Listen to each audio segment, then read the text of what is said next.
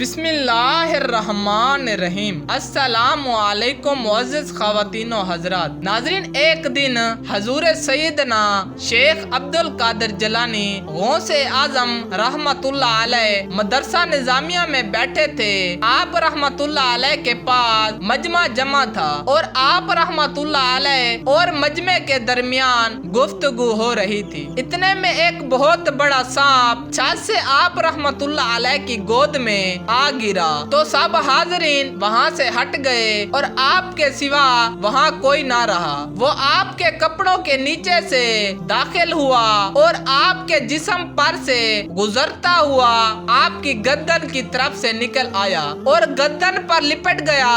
اس کے باوجود آپ نے کلام کرنا موقوف نہ فرمایا اور نہ ہی اپنی جگہ سے ہٹے۔ پھر وہ سانپ زمین کی طرف اترا اور آپ کے سامنے اپنی دم پر کھڑا ہو گیا اور آپ سے کلام کرنے لگا۔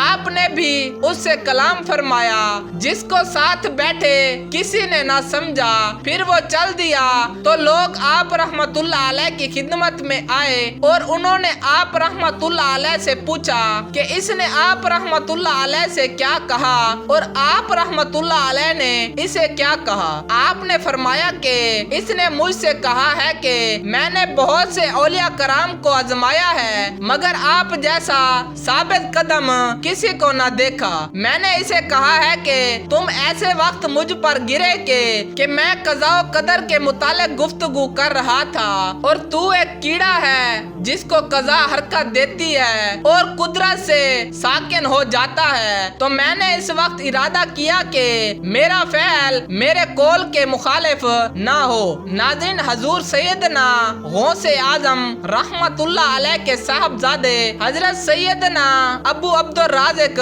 رحمت اللہ علیہ فرماتے ہیں کہ میرے والد گرامی سیدنا شیخ محی الدین عبدالقادر جیلانی رحمت اللہ علیہ ارشاد فرماتے ہیں کہ میں ایک رات جامع منصور میں نماز پڑھ رہا تھا۔ میں نے ستونوں پر کسی شے کی حرکت کی آواز سنی، پھر ایک بڑا سانپ آیا اور اس نے اپنا منہ میرے سجدے کی جگہ میں کھول دیا۔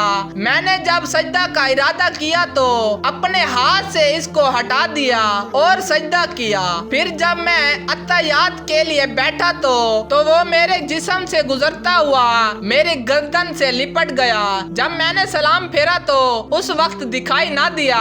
دوسرے دن میں جامع مسجد سے باہر میدان میں گیا تو ایک شخص کو دیکھا جس کی آنکھیں بلی کی طرح تھی اور قد لمبا تھا، تو میں نے جان لیا کہ یہ جن ہے۔ اس نے مجھ سے کہا کہ میں وہی جن ہوں جس کو آپ رحمت اللہ علیہ نے کل رات دیکھا تھا۔ میں نے بہت سے اولیاء کرام رحمت اللہ علیہ اجمعین کو اس طرح آزمایا ہے جس طرح آپ رحمت اللہ علیہ کو آزمایا، مگر آپ رحمت اللہ علیہ کی طرح ان میں سے کوئی بھی ثابت قدم نہیں رہا۔ ان میں بعض وہ تھے جو ظاہر اور باطن سے گھبرا گئے، بعض وہ تھے جن کے دل میں اضطراب ہوا اور ظاہر میں ثابت قدم رہے، بعض وہ تھے ظاہر میں مضطرب ہوئے اور باطن میں ثابت قدم رہے۔ لیکن میں نے آپ رحمت اللہ علیہ کو دیکھا کہ آپ نہ ظاہر میں گھبرائے اور نہ ہی باطن میں۔ اس نے مجھ سے سوال کیا کہ